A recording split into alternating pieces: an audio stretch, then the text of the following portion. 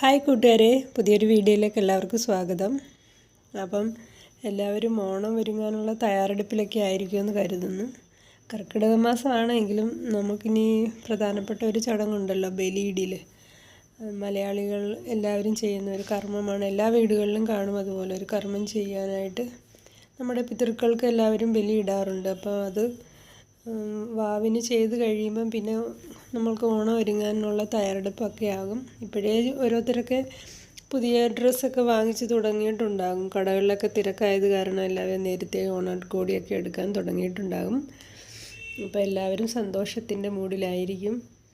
എല്ലാവരും സന്തോഷമായിട്ടിരിക്കട്ടെ. അപ്പം ഞാൻ രാവിലെ ചപ്പാത്തിക്ക് കറി ഉണ്ടാക്കിയതാണ് ആദ്യം കാണിച്ചത് കേട്ടോ. പിന്നെ കുറച്ച് നമ്മുടെ ഡ്രൈ ഫ്രൂട്ട്സൊക്കെ ചേർത്ത് നമ്മൾ സാധാരണ ഉണ്ടാക്കുന്ന എള്ളുണ്ട ഉണ്ടാക്കാൻ പോവുകയാണ്. അപ്പോൾ അതിങ്ങനെ ഇടയ്ക്ക് അത് എനിക്കൊന്ന് കഴിച്ചില്ലെങ്കിൽ രാവിലെ എണീക്കുമ്പോൾ അതൊരെണ്ണം കഴിക്കാമെങ്കിൽ പ്രത്യേക ഒരു എനർജി കിട്ടാറുണ്ട്. അപ്പോൾ അതിങ്ങനെ ഉണ്ടാക്കാൻ പോവുകയാണ് കേട്ടോ. എനിക്കങ്ങനെ ഓണത്തിന് ഓണക്കോടി എടുത്തതായിട്ടുള്ള വലിയ ഓർമ്മയൊന്നുമില്ല കേട്ടോ. കുഞ്ഞുനാളിലായാലും കുറച്ച് വലുതായണൊക്കെ എപ്പോഴോ ഒന്ന് രണ്ട് ഓണത്തിന് ഡ്രസ്സ് എടുത്തതായിട്ടൊരു ഓർമ്മയുണ്ട്. അത് അമ്മ ഇങ്ങനെ എടുത്ത് തന്നതായിട്ട് ഓർമ്മയുണ്ട്. ബാക്കി അല്ലാതെ ഓണത്തിന് ഡ്രസ്സൊന്നും എടുക്കുന്ന ഓർമ്മയില്ല. പക്ഷേ ഓണത്തിന് നമ്മുടെ ഉപ്പേരിയൊക്കെ ഉണ്ടാക്കാറുണ്ട്, വീടൊക്കെ വൃത്തിയാക്കാറുണ്ട്. അതൊക്കെ നല്ല സന്തോഷമുള്ള കാര്യമാണ്. വർഷത്തിലൊരിക്കലാണ് അന്നൊക്കെ വീട് വൃത്തിയാക്കുന്ന പരിപാടിയൊക്കെ ഉള്ളത്. വീട്ടിൽ കൃഷിപ്പണിയൊക്കെ ഉള്ളത് കാരണം കൂടുതലും അതിൻ്റെ തിരക്കിലായിരിക്കും. അമ്മയും കൃഷിയുണ്ട്, പശുവുണ്ട്. അപ്പോൾ അത് അങ്ങനെയൊക്കെയുള്ള വർക്കാണ് അമ്മയ്ക്ക് കൂടുതലും. അമ്മ വീട് വൃത്തിയാക്കുന്നതിൽ അത്ര ശ്രദ്ധയൊന്നും ഇല്ലായിരുന്നു കേട്ടോ.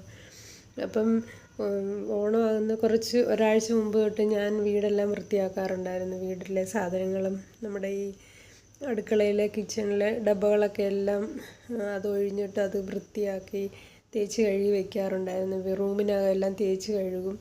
അങ്ങനെയൊക്കെയുള്ള കാര്യങ്ങൾ അത് എനിക്ക് സത്യത്തിൽ ഓണത്തിന് മാത്രമേ അങ്ങനെ ചെയ്യാറുള്ളൂ. അന്നത്തെ കാലത്ത് അത്രയൊക്കെ ആയിരുന്നു വൃത്തിയുടെ കാര്യത്തിൽ അമ്മയ്ക്ക്. എല്ലായിടും അങ്ങനെയാണോ എന്നറിയില്ല, പക്ഷേ വീട്ടിൽ അങ്ങനെയൊക്കെ തന്നെ ആയിരുന്നു കേട്ടോ.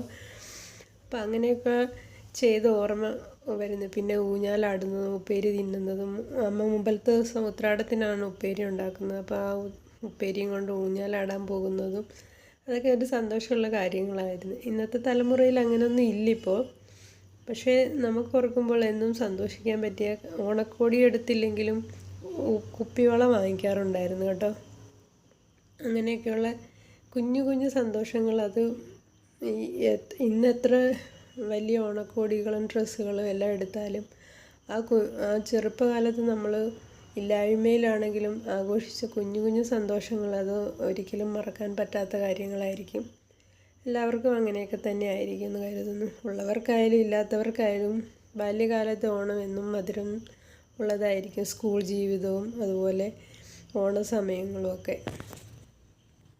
ചെറിയ നാട്ടിൻപുറങ്ങളിൽ താമസിക്കുന്നവർക്കൊക്കെ കാണത്തുള്ളൂ അങ്ങനെയൊക്കെയുള്ള ഓർമ്മകളെന്ന് തോന്നുന്നു. സിറ്റിയിലൊക്കെ താമസിക്കുന്നവർക്ക് ആ രീതിയിലുള്ള ഓർമ്മകളൊന്നും ആഘോഷങ്ങളൊന്നും കാണത്തില്ല. പിന്നെ ഓണപ്പരിപാടികളും ക്ലബ്ബുകൾ അതുപോലെയൊക്കെയുള്ള പരിപാടികളൊക്കെ ഉണ്ട്, അത് വേറെ.